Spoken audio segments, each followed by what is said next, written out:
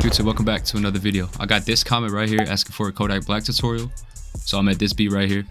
I'm gonna deconstruct it today. I'm gonna start deconstructing the melody first, and then we're gonna get into the drums. Also got a new mic. I'm still figuring out the settings, so I apologize if anything sounds weird. But yeah, let's get right into it. Play the beat first.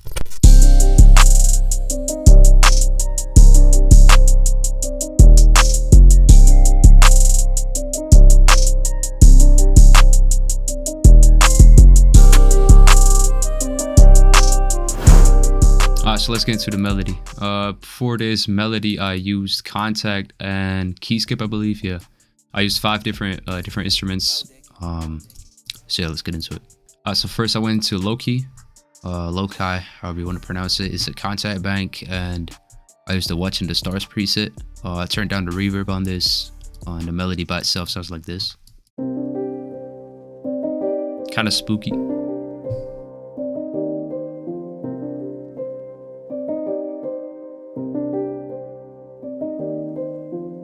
Alright, so for this melody, I just basically made triad chords right here, and for each every other chord, I put the middle note down one.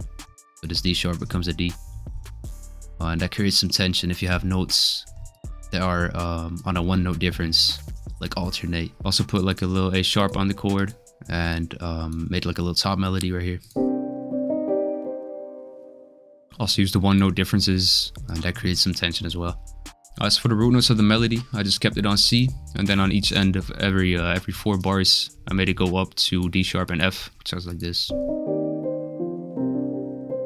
And that makes the melody sound a bit more melodic instead of having the same bass notes over and over again. Next, I just copied over the root notes again, the bass notes, to add some low end to the melody to give it more character. So for the effects, I started out with the basic EQ, cutting out the lows and some of the low mids, boosted some of the highs. Next I put some RC20 on there, Final 1 preset, just add some noise, some wobble, and some distortion.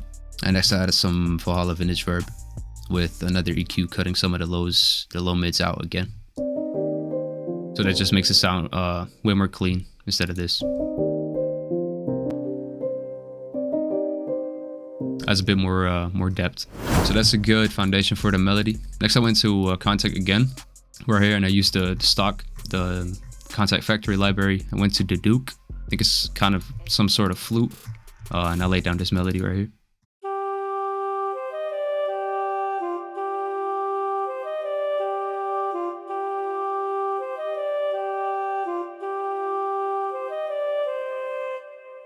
So basically it just repeats 4 times, but at the end I switch it up a bit. I kind of made like a repetitive, catchy melody to like catch the listener's ear, if that makes sense. For the effects on that, I used an EQ again to cut the lows out. Used a shaper box to pan it out. Also added a fruity delay and some vintage verb again. So without effects, sound like this. Very dry. With effects, together with the piano. So that goes really well together.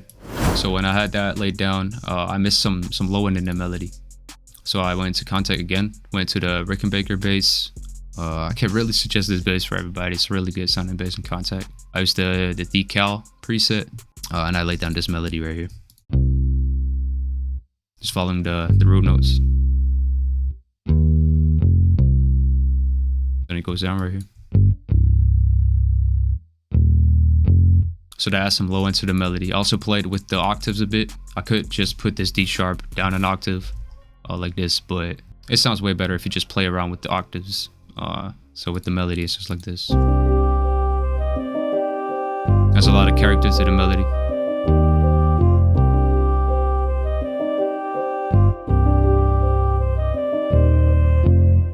So for the effects, I just used the EQ to make it sound even better. Boosted some of the lows, some of the mids, and took some of the high frequencies out. Also put the bass in mono.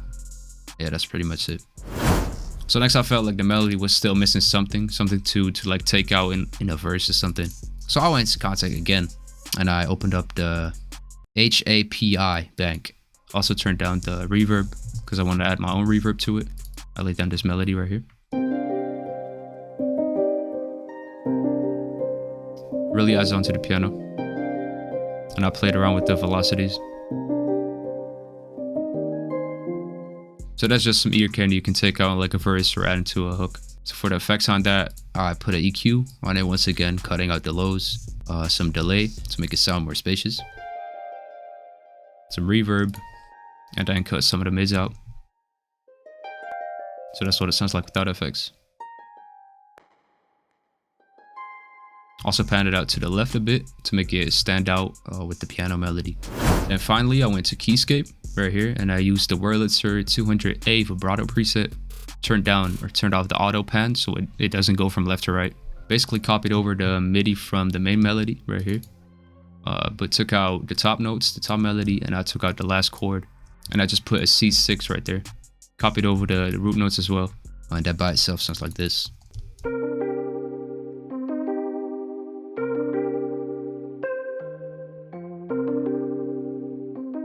Also play with the velocities a bit. So once again, I just EQ'd out the lows, some of the highs out, some RC20 again, turn down the noise, because otherwise these two noises with the RC20s will overlap a bit and will get too much. So I put wobble in there, distortion, and some reverb again. With the piano, it sounds like this. Turn it up.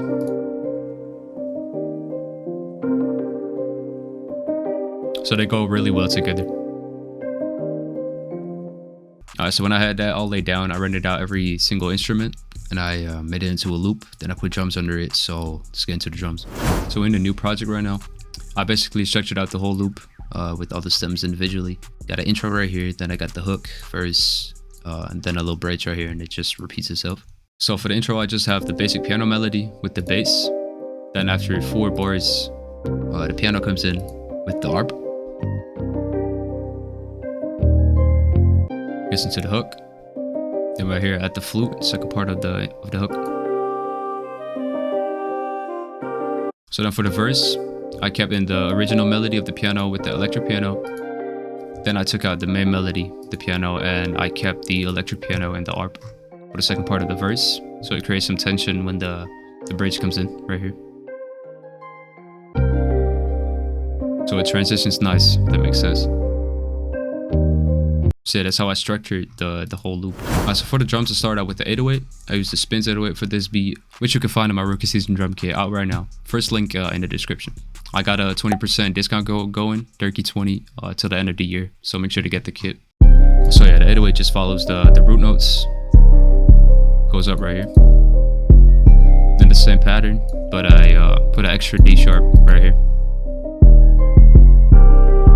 So that's pretty simple stuff, just follows the root notes. Next, I added a crash onto every bar. Just to add some ear candies. It's really no other explanation behind it. So on every bar, the crash hits. Next, I put a basic Luger clap on it.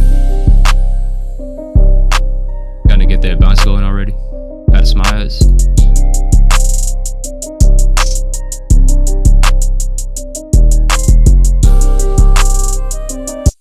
So I just started out with the basic 2-step, added 2 low notes right here that adds some frequency, like some texture in the hi-hats. Put a large roll right here, took that out in the second part, the first 4 bars, then I made it go down. Made it go down again. Same stuff, and instead of putting it down right here, I put it up. So that loops into each other nice. Next I put an open hat in there. It's on the first bar. It's twice right here. And then just repeats itself. So that's really all the drums when the beat first drops. Then I added a snare and a perk right here in the second part of the hook, which just accents the beat in like empty spaces. Then a roll right here.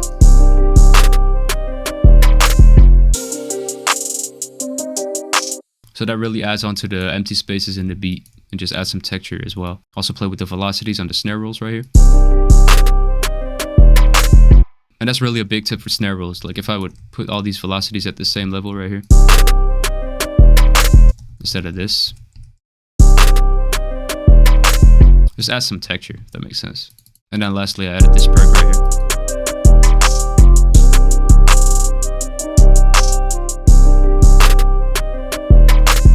On the end of every 4 bars. So yeah, that's it for the hook. Took out the hi-hats at the end right here to like transition nice into the verse. Took the 808s out at the beginning of the verse, so that transition sounds like this. Give some space.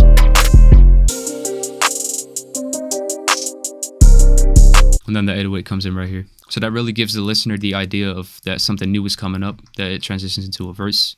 Also took the hi-hats out right here, just to give the artist more space to like put a verse down, if that makes sense. Also put the open hat in there and took the open hat out in the last part. Just the 808 up. So I've been using that trick a lot recently. You can see the 808s going up right here, and then at like the second part of a verse or second part of the hook, I get the first 2 or 3 notes to go up a whole octave. So it transitions nicely like this.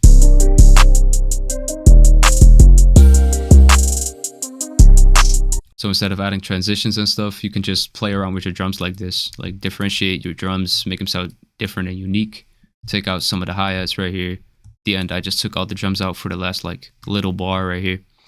And that way, everything just transitions nicely instead of putting all sorts of effects and transitions in there. I did put one transition in there.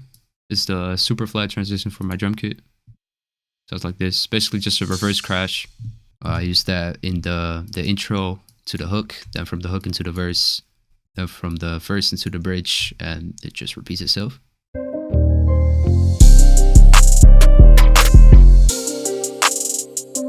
So it's very subtle, but it really adds on to the beat.